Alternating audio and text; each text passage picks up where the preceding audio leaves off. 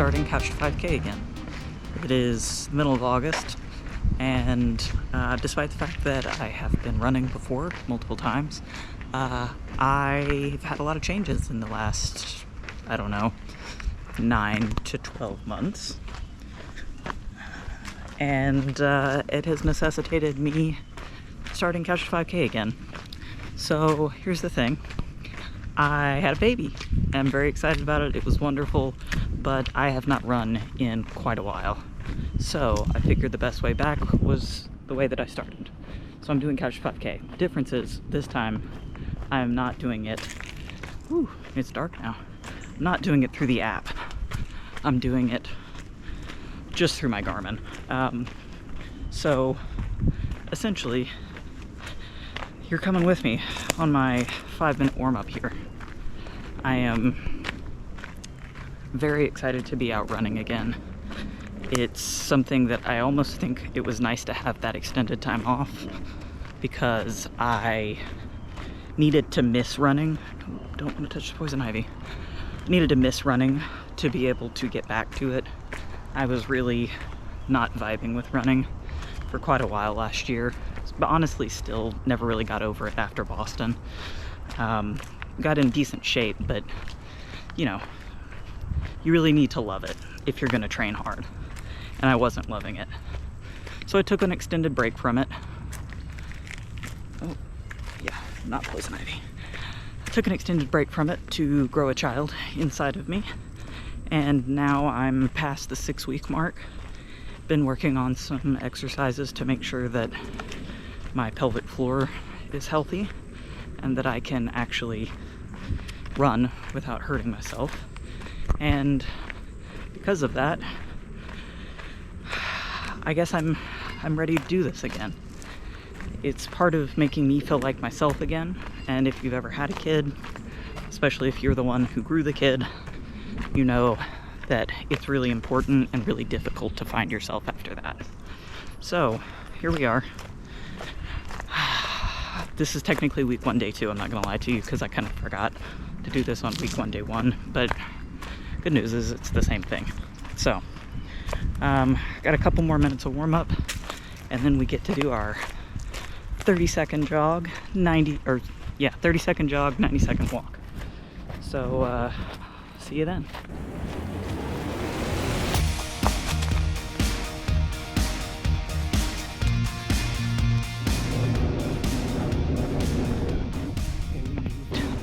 Since the last time I ran, and now I'm walking into basically just a giant elementary school bus pickup drop-off thing.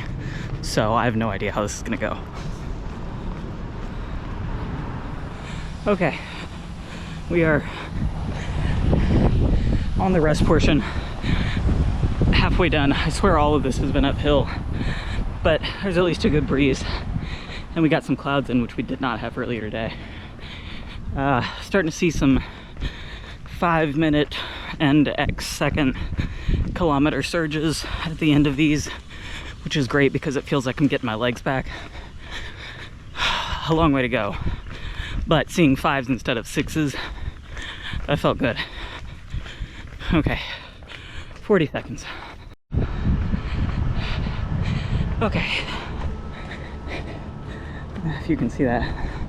I just finished the 10th rep. Man, it is hot. It's crazy though. In the 20 minutes it took me to do that, all of that school pickup traffic completely disappeared. So it's good to know it doesn't take long for that to go away. Oh, well, that was a little bit faster than I probably should have gone. But God, when you just, when you want to feel fast a little bit, I kind of felt that today. And I felt okay about it because there was nothing in the pelvic floor, nothing in the knees, which were kind of what I was working against earlier on. And yeah, so that was definitely a little too fast. Super hilly. Oh my God, super hilly. I mean, the neighborhood does have hills in the name. Okay, 5-minute cool down. Who am I actually gonna cool down? And yeah, I don't know, it felt good. There's a lot that changes when you become a parent. And I know that's groundbreaking information for anybody who's actually had a kid or anybody who's ever thought about it. But I think I was a little struck by how much time I didn't have anymore. Even things that I would procrastinate, like doing my PT exercises and stuff. You just don't have time for that unless the baby's asleep. And my baby doesn't really sleep very consistently for nap time yet. So it's pretty much just, oh, that's windy. It's pretty much just after she goes to sleep at night, which is also when I get to prep formula, do laundry, empty the dishwasher, all that stuff. And so you have to be really deliberate about making the time to do these things and doing them when you have the opportunity. That's, I think, what's changed the most for me is big truck. Things that I used to just say, I'll do that tomorrow. I am now motivated to do the instant her eyes close, because otherwise they don't get done. And I know that those PT exercises have to be done if I want to keep running. And if I want to run, I have to do it whenever I'm able. There's no, oh, I'll wait till tonight, because right now, baby goes to bed before sunset, and she doesn't usually actually go to sleep until after sunset. So I would have to run in the dark in a neighborhood I'm not super familiar with yet, and I just don't think that's a great idea, especially right now. So that means running at, I don't know, 3 o'clock in the afternoon if I have to do that, even though it's the middle of August. We're not in a place yet where I can run before, and I'm still on maternity leave, so thankfully I don't have the constraints of work yet, but I will soon. And my unique situation means that I solo parent every 2 weeks, so have not had to do that yet, but relying on family members and stuff like that to get 30 minutes in to go run is probably going to be something I have to do until, I guess, until she's able to be pushed in a stroller, which is many months from now. So that's also kind of a lesson about whatever you want to do takes the back seat. And that makes sense. There's nothing more important than raising the child you just created. But, oh, yeah, now it gets cloudy. Now that I've stopped running. But yeah, so, I don't know, it's kind of rambly. But right now, making the time to do PT exercises, which is a prerequisite for making the time to go run, which is a prerequisite for starting to feel a little bit more like myself instead of maybe what I felt like while I was pregnant, which was an alien, or what I felt like in the immediate postpartum, which was an exhausted blob who struggled to do anything above the absolute minimum. So the good news is there is light at the end of the tunnel. But right now, the light is a little strong, and I would like for the light to go down in the sky, please. It's so hot. Texas is so hot. Why do I live here? Okay. Well, I will see y'all, I don't know, 2 days from now when it's time to run again. Okay, bye.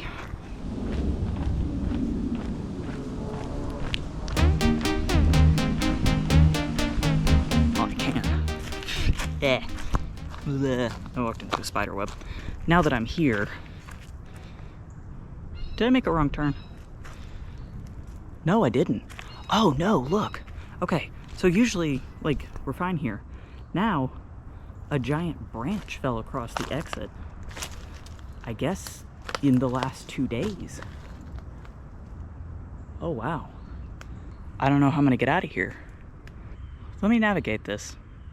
I'm gonna have to get back to you. But I needed my hands for that. Anyway, whoops. I forgot to stop my watch for that.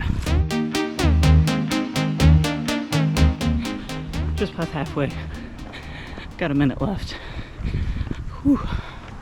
In the walking portion. I went way too hard last time. I went way too fast during the running sections. So I'm taking it a lot easier this time. One of the things that's funny is that the first time I did Couch 5K, I had terrible knee pain. Granted, I was running in Nike Shox. You're not supposed to run in Nike Shox. You shouldn't run in Nike Shox. I don't even think they make Nike Shox. But even this time, I'm having pain in the knees a little bit too, like underneath the knee.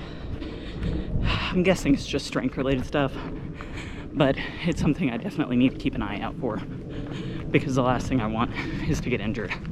So, okay, 10 seconds. Okay, no idea how fast those were, but I'm not nearly as winded, so they're not as fast as last time. Anyway, finished off, just doing the walking section. What I wanted to talk about a little bit was not just like general platitudes about, I guess, getting back to running and wanting to be the person that runs again, but actually like the mechanics behind how my mentality changes or changed. I am not a person that typically needs motivation or direction in how I'm going to train or do my training. Now, you might say, but didn't you just talk about how you were not really motivated after Boston? Yes. And I almost would count that as part of this funk. But I will say that at the end of my pregnancy, I started looking at the Whoop app again. I use both Garmin and Whoop, which is stupid, I know, but I do it anyway. And Whoop started doing this thing called Healthspan that gives you like the fitness age, and I know Garmin does it too, but Whoops for some reason made me take it to heart. And at the end of the pregnancy, I was like, I don't know, 42 years old, according to Whoop. Well, I am not 42 years old, not even close to 42 years old. Obviously, I was not in great cardiovascular shape because I was pregnant and carrying, I don't know, 40 extra pounds, something like that, and had not been running or anything.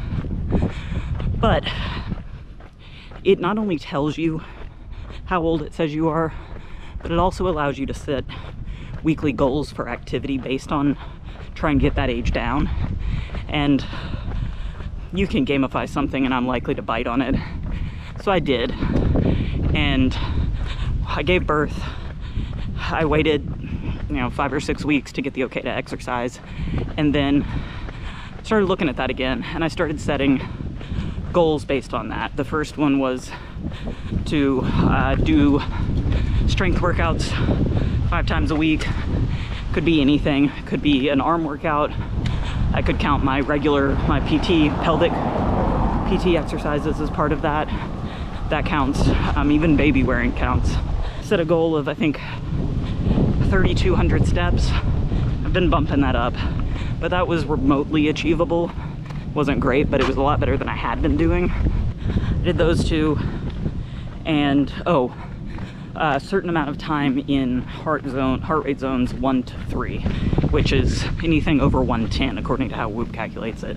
For me, that was just kind of a way to make myself not be able to just do a bunch of steps in the living room without getting my heart rate up.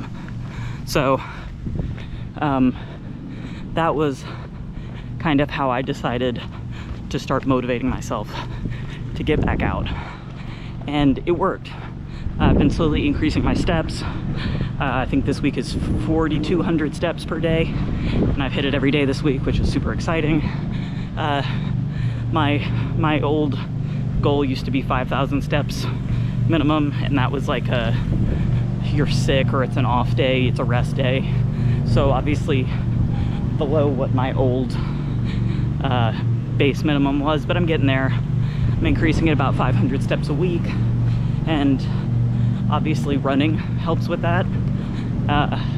So those things all kind of feed into each other, but for some reason that was what really got to me. I didn't like the fitness thingy saying that I was old. So as far as motivation goes, I'm not used to needing it, so I'll take it where I can get it. And that's where I got it this time, and that's really pushed me to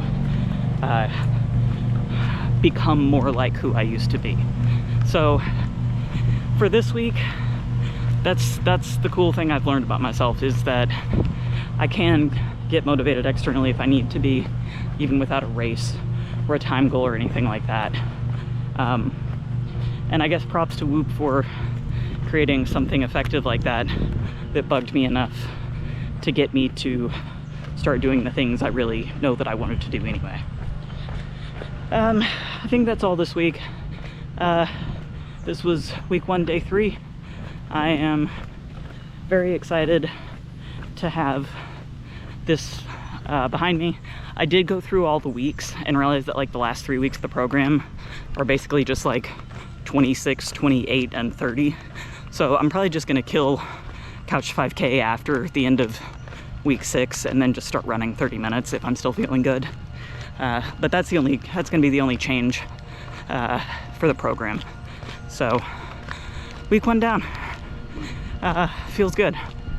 And I hope I'll see you next week. Bye.